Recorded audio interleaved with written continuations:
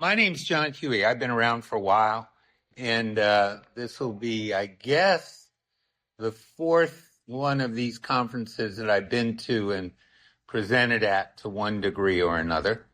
And I'm very familiar with what we're doing here. We're going to have a general session tomorrow called Afternoon with the Atheist, led by my very capable friend, Mr. John C., who loves the initial C. He loves the initial C, but I don't use initials anymore. I use my last name because I've been around recovery for going on 38 years. I had my last drink in January of 1987. And I was very lucky in that I came up and was in a very liberal, large East Coast city, Washington, D.C., a place I know you all know and love, and just a few short blocks from a lot of places that I know everybody knows and loves. And we started the first atheist and agnostic meeting in D.C. in September of 1988, and I was at that meeting and have been involved in secular recovery matters since that time. I thought that something was changing in the secular recovery community when I first got involved with the national or international conference that took place in California in November of 2014. That's 10 years ago. And the epiphany that I had at that conference was, and it was actually a very nice venue, even though it had the word church appended to it, in a Unitarian place in Santa Monica. And we were standing in the courtyard, and there were a couple of hundred sober non-believers in the courtyard.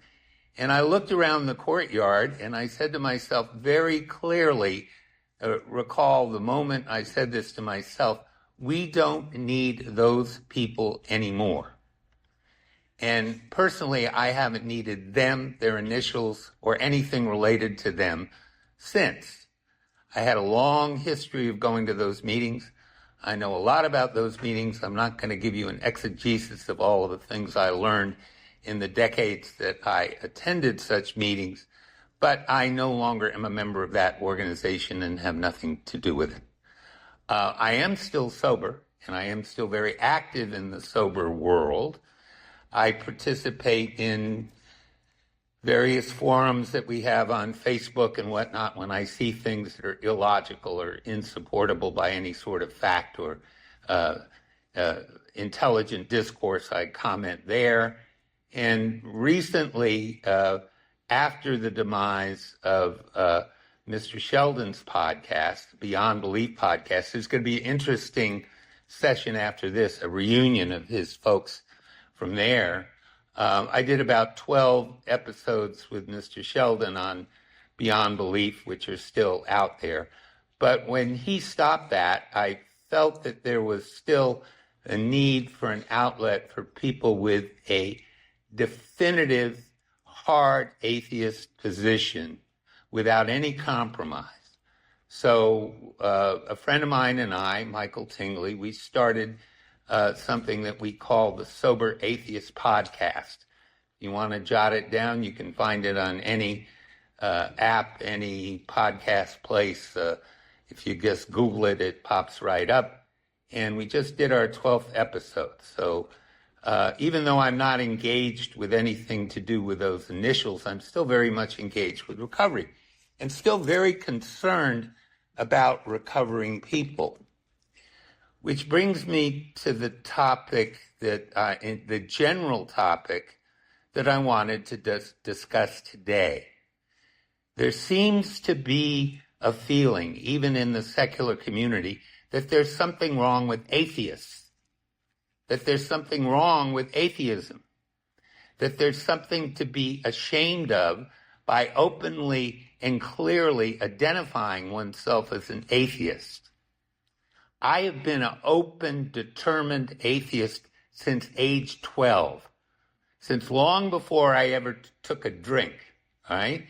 That by my count would be 62, 63 years ago when I first made a decision not to believe. And I have made no bones about that since.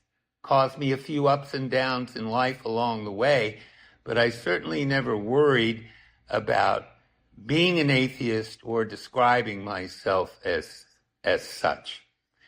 It seemed to me, as I observed people in this so-called secular, I say so-called, because I believe it's a so-called secular recovery movement, that because anything to do with certain items, which I did the last time I was at the convention, you can look it up, it's on Sheldon's old podcast.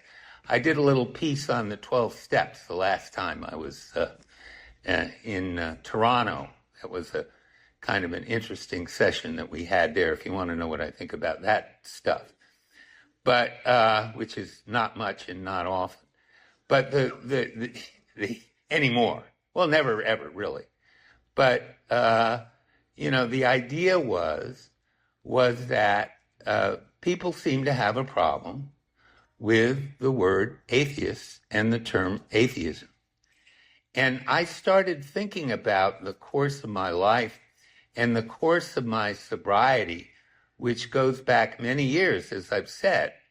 And the only thing that I can think of, and the only thing that stands out to me today, is that my atheism has been an affirmative and positive fact in my life for a very, very long time. And I don't see any reason that anyone would make any bones about that. Now, parenthetically, let me say, if all this business you see around here about secular 12 steps and spiritual approaches and, all of these other items that I would probably call hocus pocus, but you can call them anything you want. But if all of that sort of thing makes sense to you and works for you, don't listen to me. I'm just an old man who's been around a long, long time and has a lot of opinions. That's all. My opinion's just as good as anybody else's, right? But I do have some insight into my own course of action over a very long period of time. Now, what is a committed atheist such as myself? A committed atheist talks about the obvious, talks about the physical world, talks about empirical evidence, talks about what I can see, not what I think might be there, but what is actually there. And for me, as an alcoholic, the central fact that I had to understand, which I never understood as a young drinker, okay? Believe me, I had a lot to drink, all right? I drank from age 15 to age 38, all right? I almost went to the absolute end of my drinking, all right? And that was I went to the absolute end of my drinking. But what I did find when I made a decision to stop drinking, that there was an indisputable fact that I had to understand. And that fact was something surrounding the word abstinence. I never knew what the word abstinence really meant until I had to know what the word abstinence meant. And when I made that decision to stop drinking after a disastrous Christmas season in December of 1986, January 3rd, 87, when I finally made my decision, that word abstinence just hit me straight in the face. When I first came around to recovery programs, I was told that I had to do all sorts of stuff to understand what I really needed to do. I was told that I had to somehow or another change my personality. I know a couple people in here, I know for a fact, haven't had a magical personality change. Miraculously, changing my personality. I was told that I had to model my behavior and my thoughts on this tacky plaque that was on a wall, this thing hanging. It was either or I had to listen. I had to go down. I remember when I was traveling around as a young, sober person, I had to look at those little things in the Gothic script. You ever seen those things? Those rectangular things they put on the wall in the Gothic script. And I had to listen to all that. No. The only thing that I had to do was to understand what that word abstinence meant. And one of the central tragedies for people, now, again, if you're a believer and you believe all those things and you walk into that room and that, we've got a place in Washington where they list 82 character defects on the wall. Yeah, there's a club in Georgetown. You got a little tiny script. You had to stand there and squint at it. There's so many character defects. I think I had every single one on the wall. And, if that sort of stuff does it for you, then again, people can walk out and say, a couple people probably already had enough. But if that's okay, I don't care. Seriously, I just don't give a shit. But the fact of the matter is that if that stuff does it for you, again, please do not listen to me. Don't let me disrupt your serene and wonderful life, okay? But if you have questions about those things, if you doubt the veracity of what you're being told, then you may have to start to look at your non-belief and your atheism as affirmation enough. It's simple, it's clear, and it is supported by fact. Now, as all atheists, there are a few atheists in the room, they're atheists. Oh gosh, I see all kinds of people going to hell in here. And, and I'm going to be roasted. I know a couple roasties up here in the front row. They're really going to hell. They're in deep shit. They're in deep. Well, I've had too much fun, but it's not that kind of session. All right, we're not going to talk about that. But I'm a child of the '60s. We did have too much fun, actually. But that fun got taken a little bit too far and earned me a spot in a place where I had to understand what this concept of abstinence really means. And it was absolutely bedrock affirmed by my atheism and my devotion to the facts. Atheism is not the absence of things. We're often told as atheists that we lack something, that our souls are empty. Soul, what the fuck is that? Soul, that's ridiculous.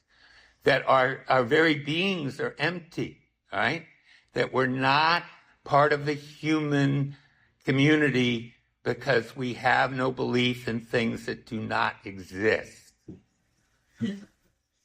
They tell you that here, where they put that 12-step stuff up on the wall. They try to water it down and say that it's secular, but it's the same old shit that Wilson and Smith and the Oxford group came up with almost 100 years ago. Don't be confused by people trying to confuse you. Because the things you see with your own eyes by your lights are often true.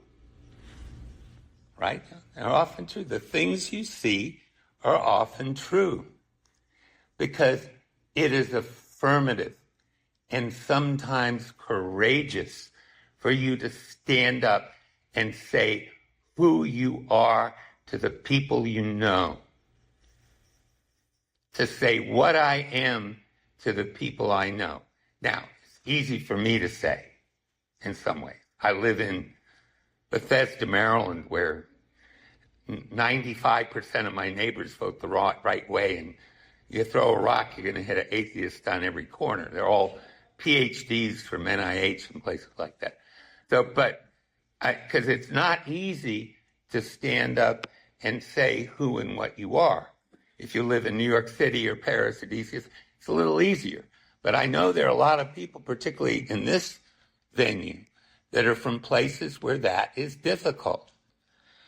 But even there, if you consider your personal safety first, of course, even which I know, I actually know people where that could be an issue, where personal safety could definitely be an issue if you proclaimed your open atheism. That's not an issue for me, but I do know there are parts of this crazy country where that actually is a issue.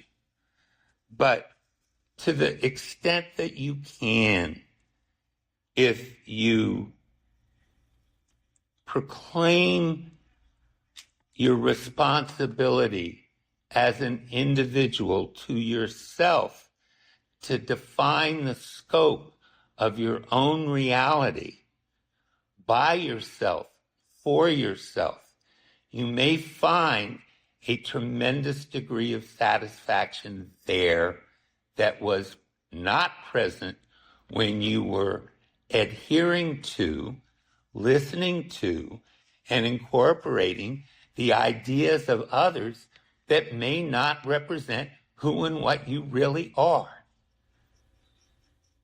Who are these people to tell us what to think?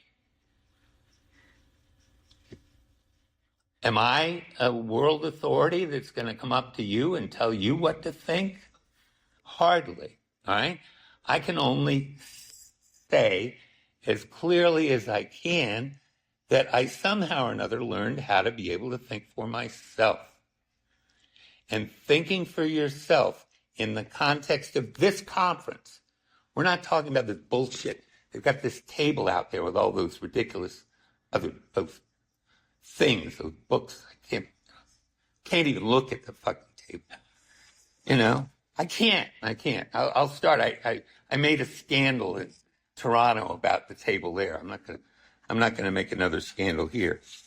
Actually, I think I was rather nasty. I don't want to be nasty.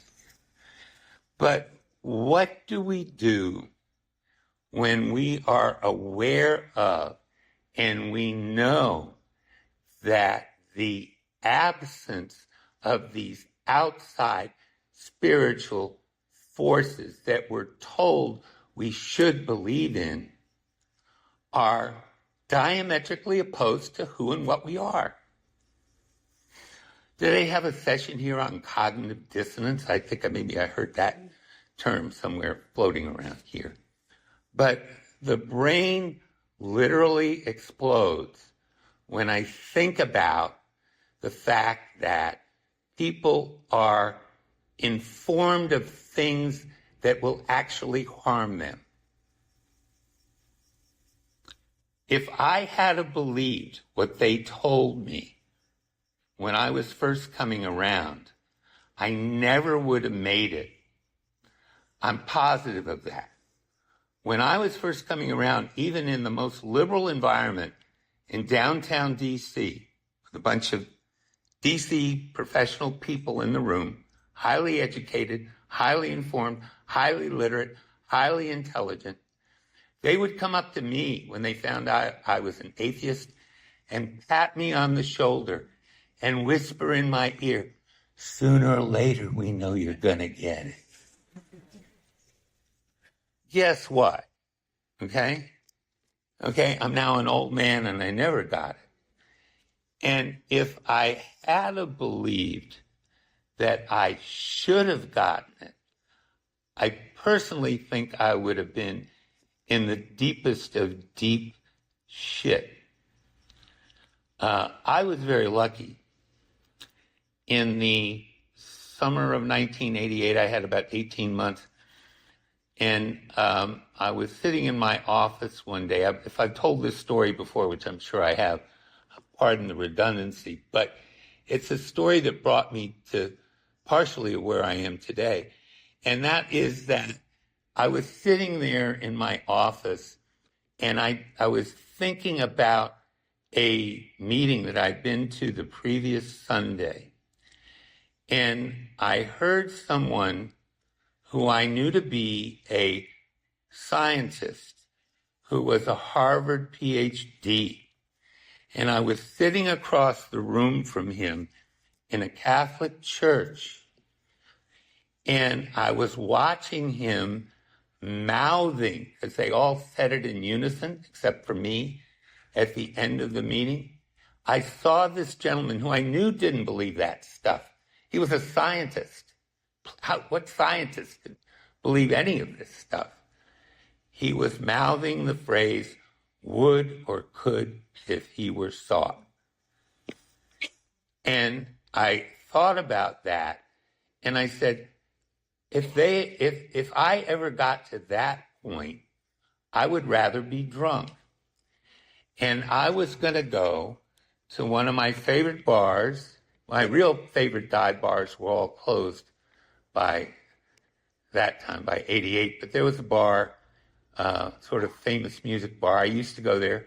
And I was going to go down to the Child Herald at DuPont Circle and order 2 Jacks or 2 turkeys with a Heineken back, which is just what I like to do to get started. It was just the beginning of a conversation piece that would continue off into the night. And I didn't do that. I went to a meeting instead, but I knew that I was desperate. And I was in a desperate state. And the only thing that saved me from that desperation were 2 atheists, old atheists, now long deceased, who started our secular meeting in Washington. And one of the first things that they told me, or that I heard within the context of what they were talking about when they started that meeting, was that atheism was an affirmative stance, that it was something to be proud of. It was something to hold dear in your heart as a core belief that you have. Why is that so important? Because we live in a demon-haunted world. We live in a world where truth is discounted. We live in a world where people do not acknowledge the facts they see right in front of their face. And I would purport to say that people like us are a bulwark of freedom against that sort of thing. I'm not going to get political. It's in the context of recovery. But it is exceedingly important, because if I wasn't going to live a life that was true to myself and true to my core beliefs, I didn't want to live at all. I would literally rather be dead than be one of them. And you know who I'm talking about. Let's not make any bones about it, okay? Theocracy is on the rise. And we are a group of people that will be in the bullseye of that bullshit if it ever comes to be. I won't live to see it, but you younger folks that are in the audience would definitely do so. And I don't want to get off on a tangent, but that is so important in reaffirming my own sobriety at this late date. Now, I'm very lucky. I haven't really had a serious thought of a drink since that afternoon in my office in 88. I've been very fortunate that I haven't found it necessary to do that. But I could easily see where people become so desperately disassociated with what they're hearing that the thought of and the fact of and the act of a drink can be not only attractive but inevitable.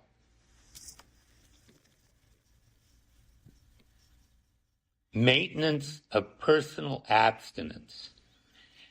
It is only possible, and this is where it gets difficult, maintenance of personal abstinence is only possible if you get yourself into a mindset where you are thinking of the decision that you made to quit drinking, whenever that last day was. In my case, it was a day of total and complete desperation, which is easy for me to conjure up those days and minutes. But you think of the decision and you think of the solution, which was the understanding of the fact in front of your face. So that atheism and recovery are not mutually exclusive. Atheism and recovery are not, it's not difficult. What is difficult is not being true to yourself. And the affirmation of yourself as an atheist easily can be reinforced over time. I think of when my kids were being born and when they were first going to school and when they were going through issues and problems of their own, and the manner in which my ex-wife and I attempted to deal with some of those issues. And, you know, one of the great touchstones and bits of pride that I've had in my life was attempting to be the best parent that I could possibly be. So as a determined atheist, it was not hard to do that. As a determined atheist, it was not hard to have a moral compass. As I went around the world selling things and doing projects and being in some countries where having a moral compass can be rather problematic. But the affirmative nature of what I discovered in and of myself was that there was a core of belief and a core of ethics that was actually reinforced by that decision that I made to stand by my core beliefs to begin with. It was somehow connected. Now, are atheists inherently better than other people? No. But you can have a core belief and reinforce it so that you're capable of doing things you never could dream of. I don't know how much sense some of this makes because it's a little abstract. But again, when you boil it down to a few simple things, it starts to come together. And I think back to like what some of the stuff I did. And you say, oh, well, you have these concepts and you're an atheist and you're proud of it and all this other stuff. Well, what in the hell did you do? And I think back about this stuff over and over again. And I've written about it and thought about it for a long, long time now. And what I did was make a decision about my drinking. That was number one. And I made an honest, core, solid decision about my drinking that I could capitalize on. But then I understood that I had to find at least some group of people who might understand what I was doing about my drinking. And that's where, honestly, that traditional program had some efficacy when I was first coming around, before there were atheist or agnostic groups for me to go to. And the next thing I had to do was to learn how to share something about the experience that I had and have in life as a sober person, and to do that in an honest way. And the next thing I needed to do was to understand what the word, back to this word again, to really understand what the word abstinence means. Gosh, Am I saying that abstinence is a spiritual value? I guess somebody could. Abstinence is an atheist value. But when you put it into action and you put yourself on the line, you find that you're able to help others.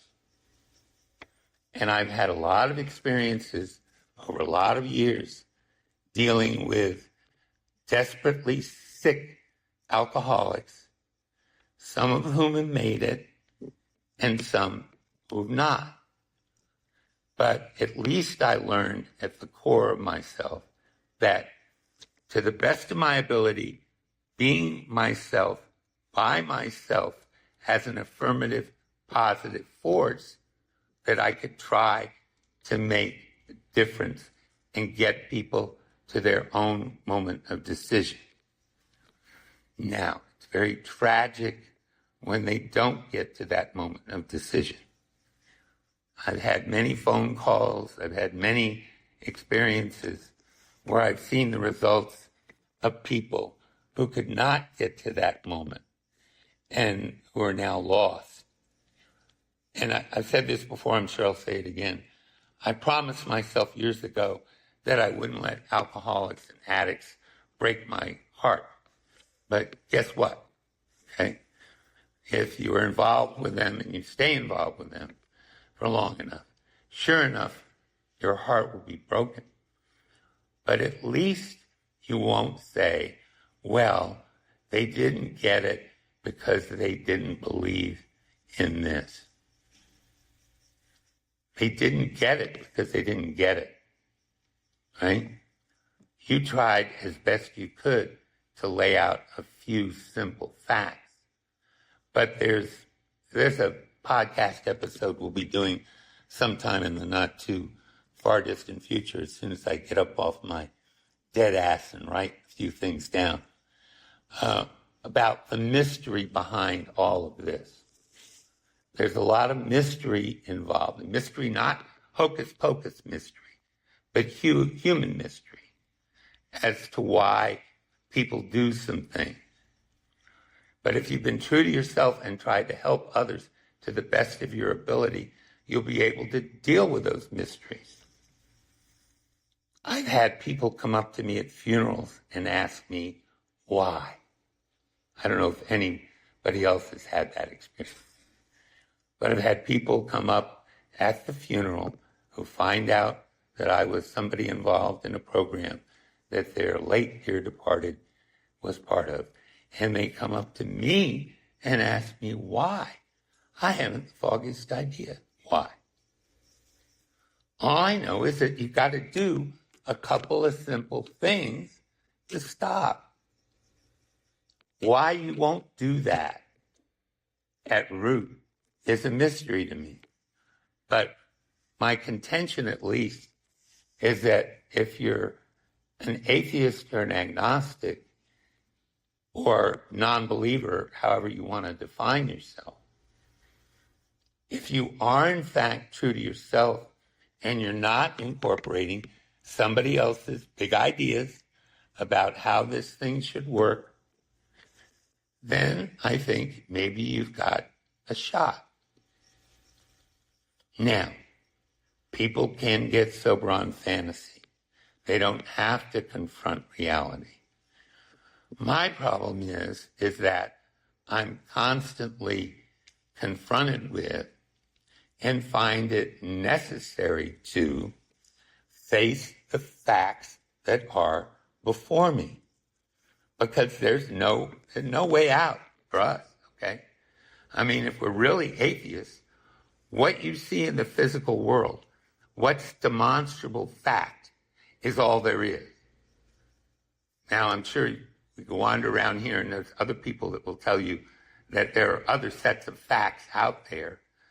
But, everybody's entitled to their opinion, but nobody's entitled to their own facts.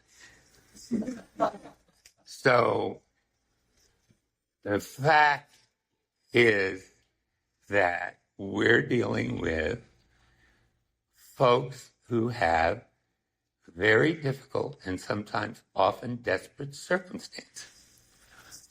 And are we, by purporting to be secular and actually not being secular, doing some of these people a disservice?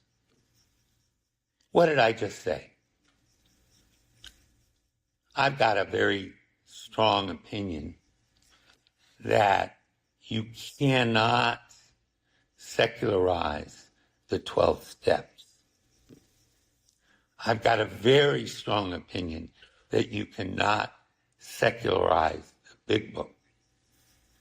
I've got an extremely strong opinion that you cannot secularize the 12 and 12. I've got this terrible problem. I read what they say.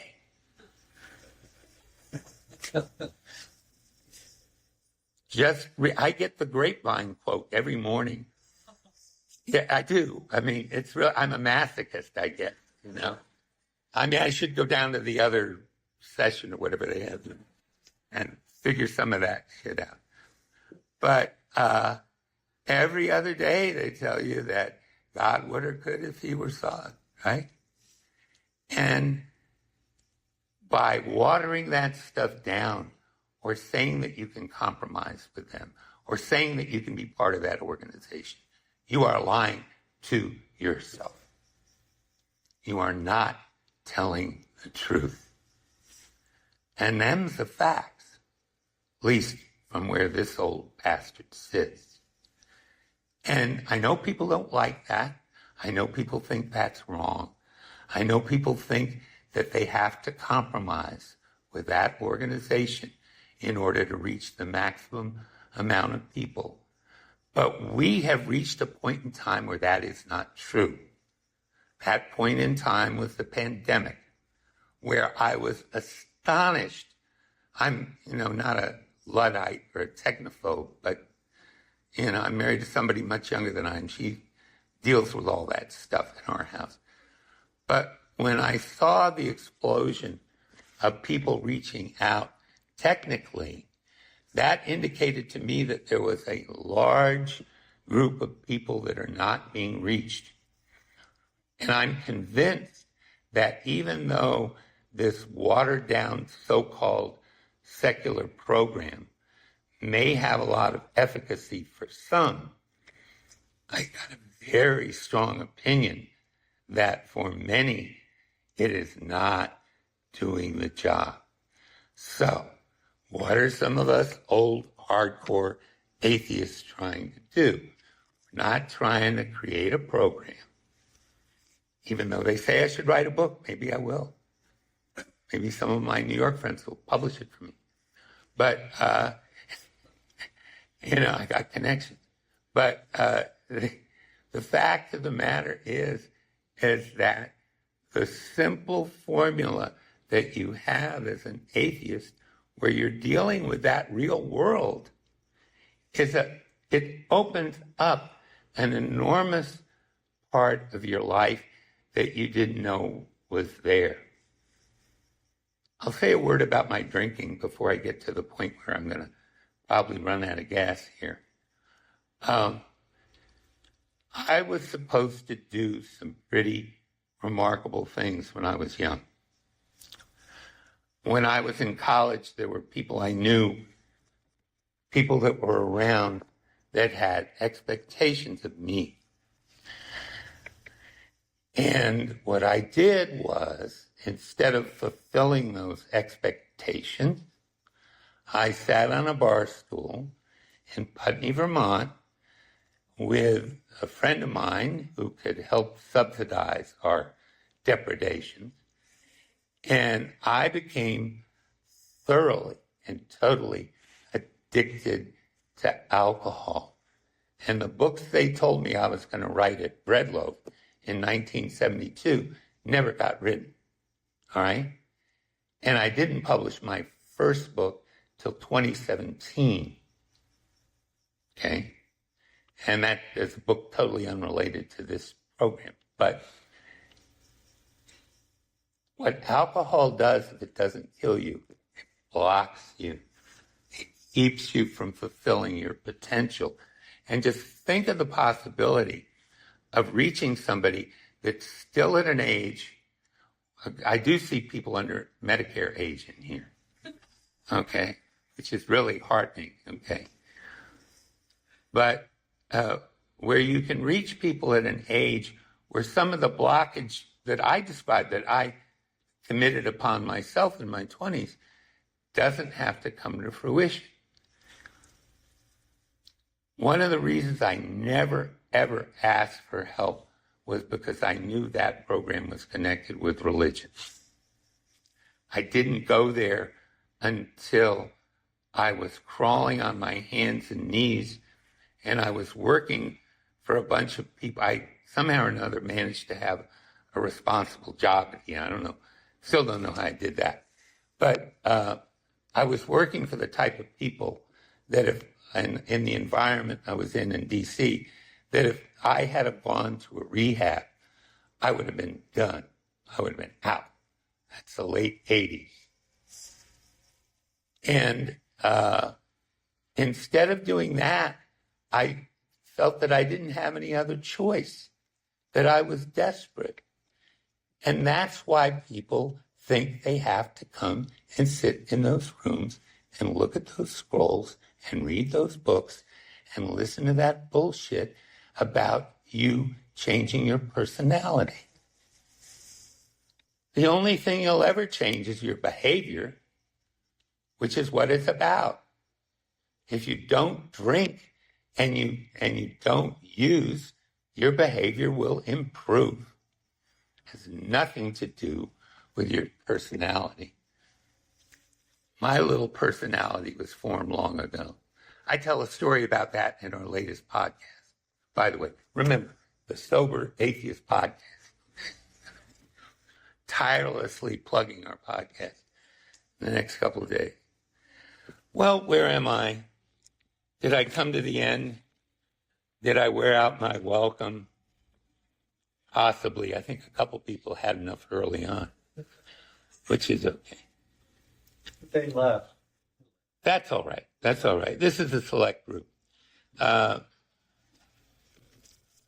What do? We embrace atheism as a life-affirming embodiment of our own core values. And when we do that, things become clearer. Life becomes clearer. The subterfuge that maybe has dominated some parts of our lives goes away. We're able to be clear, honest, and real about ourselves.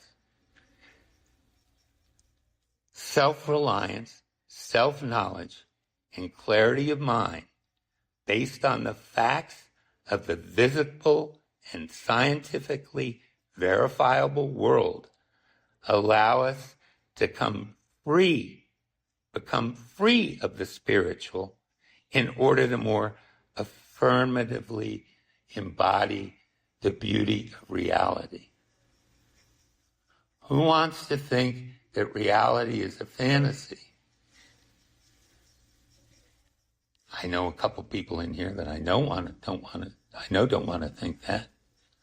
Who wants to be in the real world? All right? The only problem is the real world is hard. Fantasy is easy. And I'm not saying that the road of a committed or determined or militant atheist is an easy one. It most decidedly is not. But I will tell you something that came to me, and I'm going to end with this, in the last days. I'm 75 years old, and I've got a couple of health problems, surprisingly enough. And I've lost some dear friends recently, some dear friends in recovery. 3 of them went very quickly, one by one. And I was writing a friend of mine the other day. A friend of mine is a sort of a well-known local musician in Seattle. And a lot of his old giggy buddies, musician buddies, been dying recently. He's a couple years older than me. And he was very upset by a recent death. And we were going back and forth about it. And I said, Mark, I'm not going to tell you this is easy, this is a hard day. But I can also tell you that even given all of these grim facts, I've never been happier being a militant atheist than I am today. My atheism has not made the world a happy place, but it's allowed me to come to terms with the world, right? And that, I guess, is atheism is affirmation. I guess that's all there is.